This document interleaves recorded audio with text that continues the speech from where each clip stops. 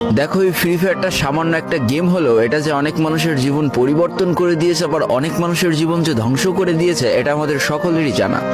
তবে সামান্য এই গেমটা যে গোটা একটা পরিবারকে আবার নতুন করে জীবন দান করবে, এটা আসলে সকলের অজানা ছিল। হ্যাঁ বন্ধুরা, আজকের গল্পটি এমনই একটা পরিবারকে নিয়ে যারা এই ফ্রি ফায়ার গেমটাকে একেবারেই সহ্য করতে পারতো না, বরং তাদের সন্তান যখন এই গেমটা খেলতো তারা আরো উল্টো বকাবকি করতো।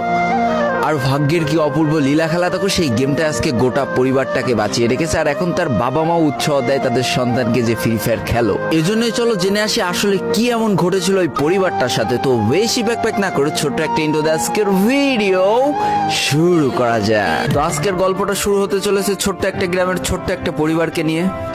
বাবা মা এবং তাদের দুই সন্তান অর্থাৎ দুই ভাই, ছোট্ট একটা পরিবার, খুব সুন্দরভাবে তাদের জীবনযাত্রা চলে যাচ্ছিল।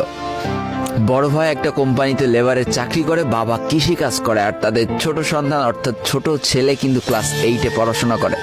দারিদ্রতার বেড়াজালে আটকে পড়া পরিবারকে সাপোর্ট দেওয়ার জন্য তাদের বড় ভাইকে খুব অল্প বয়সে কাজে চলে যেতে হয়েছে। এই জন্য বড় ভাইয়ের পড়াশোনাটা ঠিকমতো হয়ে ওঠেনি। তবে বাবা মার একটাই স্বপ্ন ছিল যে তাদের ছোট সন্তান অর্থাৎ ছোট ছেলে যাতে উচ্চশিক্ষায় শিক্ষিত হয়। এই জন্য বাবা কৃষিকাজ করলেও সারাদিন মাঠে তুমুল কষ্ট করে এসে বাসায় যখন এসে দেখতো তাদের ছোট সন্তান পড়াশোনা করতেছে, সমস্ত কষ্ট এক চান্সে দূর হয়ে যেত। আর তাদের ছোট সন্তান পরিবারের অভাব দেখতে দেখতে বড় হচ্ছে, তো তাই সে একটা সময় ঠিক করেই ফেলে যে তাকে অনেক বড় হতে হবে, লেখাপড়া করে অনেক বড় মানুষের মতো মানুষ হতে হবে। আর ঠিক এমনটাই হতে থাকে। তাদের ছোট ছেলে খুব ভালো রেজাল্টও করতে থাকে, প্রত্যেক ক্লাসে টপ হতেও থাকে। তবে তার একটা বদ অভ্যাস ছিল, সেটা হচ্ছে ফ্রি ফায়ার গেম খেলা।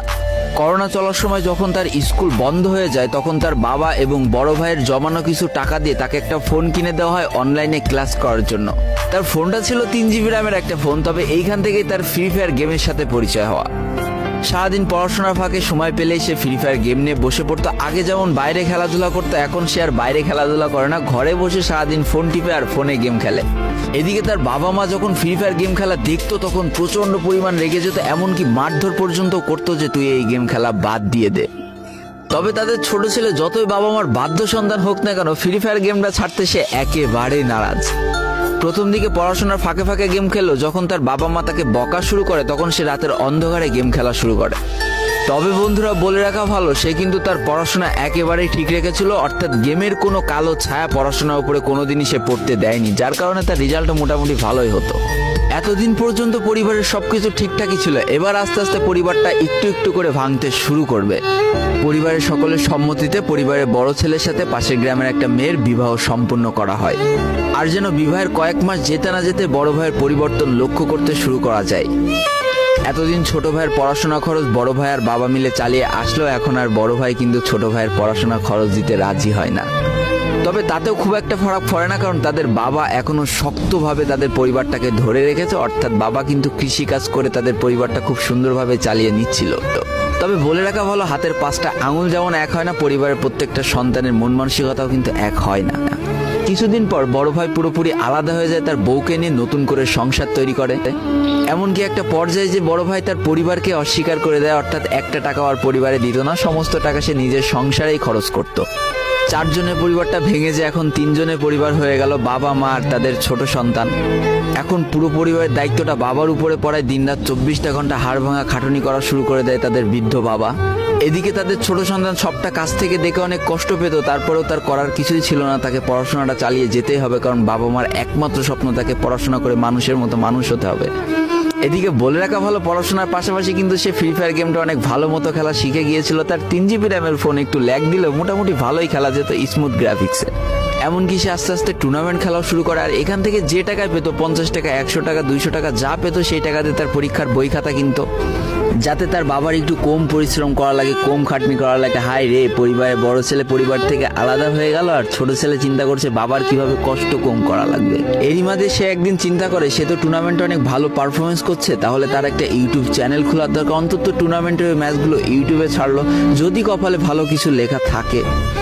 এমনই একদিন তার একটা টুর্নামেন্ট চলছিল, সে বারান্দায় বসে বসে টুর্নামেন্টটা খেলছিল। আর ঠিক সেই সময় তার বাবা হাড় ভাঙা খাটুনি করে মাঠ থেকে কেবলই বাসায় ঢুকছিল। এমন সময় তার ছেলের পড়াশোনা বাদ দিয়ে গেম খেলা দেখে বাবা প্রচন্ড পরিমাণ রেগে যায় আর ফোনটা ধরে একটা আছাড় মেরে দেয়, যার কারণে তার ডিসপ্লেটা ফেটে যায়। সেদিন সে ভাঙা ফোনটা আঁকড়ে ধরে অঝরে কেঁদেছিল, তার সমস্ত স্বপ্ন যেন এক নিমিষেই শেষ হয়ে গিয়েছিল। তারপরে সে স্কুলে যাওয়ার জন্য যে টাকা পেতো সেই টাকাগুলো জমিয়ে জমে একটা সময় তার ফোনের ডিসপ্লেটা ঠিক করে, আর ডিসপ্লে ঠিক করতে 1500 টাকা লেগেছিল, আর সময় লেগেছিল প্রায় 4.5 মাস। আর এই 4.5 মাসে সেই ইউটিউব চ্যানেলে যে জিমেলটা ছিল সেই জিমেলটাও সে ভুলে যায়, অর্থাৎ তার ইউটিউব চ্যানেলটাও নষ্ট হয়ে যায়। কিন্তু পরিবারের ছোট সন্তানরা একটু ঘাটতারা হয়, কোনোভাবে কোনো কিছুতে হার মানতে রাজি হয় না, যেমন আমি। তাই সে আবারও ফ্রি ফায়ার খেলা শুরু করে, আবারও নতুন করে ইউটিউব চ্যানেল খোলা শুরু করে। সবকিছু মোটামুটি ঠিকই চলছিল, পড়াশোনাও সে আগের মতোই চলতেছে, এইদিকে টুর্নামেন্টও চলতেছে, এইদিকে ইউটিউবে আস্তে আস্তে তার সাবস্ক্রাইবারও বাড়া শুরু করে, একটা দুইটা এমন করতে করতে। কিন্তু হঠাৎ করে তাদের পরিবারটা জীবনের সব থেকে বড় একটা ধাক্কা খায়। যেহেতু তাদের বাবা কৃষিকাজ করে তাদের পরিবার চালাতে হিমশিম খাচ্ছিল, পরিবারের এত প্রেশার, 24 ঘন্টা হাড় ভাঙা খাটুনি করতে করতে একটা দিন হঠাৎ করে উনি প্যারালাইসিস হয়ে যায়। তার ডান পাশের হাত এবং পা পড়ে যায়, যার কারণে সে একেবারে অক্ষম হয়ে পড়ে। আর এটাই ছিল তাদের পরিবারের সব থেকে বড় কালো অধ্যায়। তবে সব থেকে কষ্টের ব্যাপার কি ছিল জানো? পরিবারের এত খারাপ সময়ও তাদের বড় ভাই কিন্তু তাদের পাশে এসে দাঁড়ায় না। এবার শুরু হয় তাদের পরিবারে আসল কষ্ট। না ছোট ছেলের পড়ার টাকা আছে, না বাবার ওষুধ কেনার টাকা আছে, না তাদের 3 বেলা ঠিক মতো খাবার টাকা আছে। কি আর করবে, পরিবারে এই অসহায় অবস্থা দেখে না খেয়ে তো মরা যায় না, তাই তাদের মা লোকের বাসায় কাজ করা শুরু করে দেয়। কিন্তু কাজ করে 3 বেলা খাবার জোটানো গেলেও বাবার ওষুধ আর সন্তানের পড়াশোনার খরচ চালাইতে হিমশিম খাচ্ছিল তাদের মা।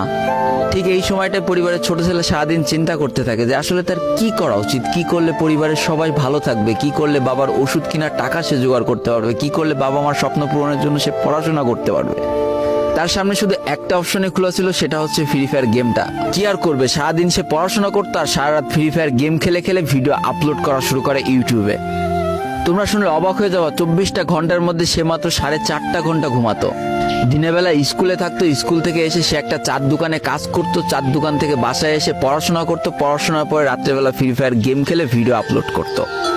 সৃষ্টিকর্তা হয়তো তাদের কষ্টটা দেখেছিল, তাই তার বেশি দিন কষ্ট করা লাগেনি। 4.5 মাসের মাথায় তার একটা ভিডিও ভাইরাল হয়ে যায়।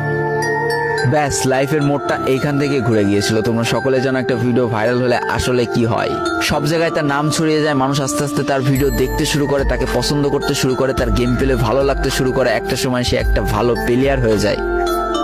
আর সে জীবনে প্রথম পেমেন্ট পেয়েছিল 12,500 টাকার, যেখান থেকে 7,000 টাকার তার বাবার জন্য ওষুধ কিনে দিয়েছিল, আর বাকি টাকাটা তার আম্মুর হাতে তুলে দিয়েছিল।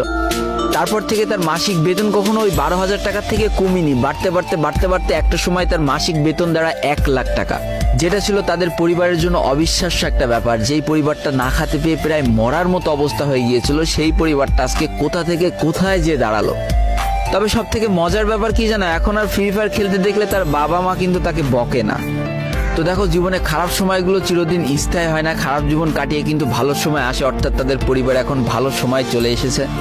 তার বাবা আগে থেকে অনেক সুস্থ হয়ে গিয়েছে, এখন নিজে থেকে হাঁটাচলা করতে পারে, তাকে আর কাজ করে খেতে হয় না, তার মাকেও এখন আর কাজ করতে হয় না। এইদিকে সব থেকে বড় আনন্দের ব্যাপার কি জানো, ওই ছেলেটা তার পড়াশোনাটাও ঠিক রেখেছিল। অর্থাৎ এসএসসি পরীক্ষায় সে কিন্তু জিপিএ 5 পেয়ে উত্তীর্ণ হয়েছে। তো বন্ধুরা, আজকের গল্পটা থেকে আমরা কি শিখলাম? জীবনে কোনো পরিস্থিতিতে, যতই খারাপ পরিস্থিতি আসুক না কেন, তোমাকে হার মানা যাবে না। প্রথম যেদিন তার বাবা ফোনটা ধরে আছাড় মেরে ফোনটা ভেঙে দিয়েছিল, সেদিনই যদি সে হার মেনে যেত, তারপরের থেকে যদি সে আর কোনোদিনই ইউটিউবে ভিডিও না ছাড়তো, তাহলে সে আজকের এই পর্যন্ত পজিশনে পৌঁছাতে পারতো না। দারিদ্রতা বলো, না খেয়ে স্কুলে যাওয়া বলো, চার দোকানে কাজ করা বলো, বাবা মার অসহায় পরিস্থিতি বলো, কোনো কিছু কিন্তু এই ছেলেটাকে দাবিয়ে রাখতে পারিনি। আর দিন শেষে যেই মানুষটা সর্বোচ্চ কষ্ট করে, সৃষ্টিকর্তা তার পুরস্কার নিজে হাতে করে দেয়, এটাই তার জলজ্যান্ত একটা উদাহরণ। তো আজকের গল্পটা ইন্ডিয়ান একটা ভাই আমাকে পাঠিয়েছে এবং তার নামটাও বলতে নিষেধ করে দিয়েছে, এই জন্য আর বলা হয়ে উঠলো না, সেই ইউটিউবারের নামটাও আর বলা হয়ে উঠলো না। এটাই ছিল জীবনকে পরিবর্তন করিয়ে দেওয়ার মতো একটা ছোট্ট গল্প। এই গল্প থেকে অনেক কিছু শেখার আছে। একটা কথাই বলবো, গেমটাকে নেশা না পেশা হিসেবে নাও, তোমার জীবনে পরিবর্তন হলেও হতে পারে। তো আজকের ভিডিওটা এই পর্যন্তই ছিল। ভিডিওটি ভালো লাগলে অবশ্যই একটা লাইক করে ফেলো, কমেন্ট করো, বন্ধুদের কাছে শেয়ার করে দিও।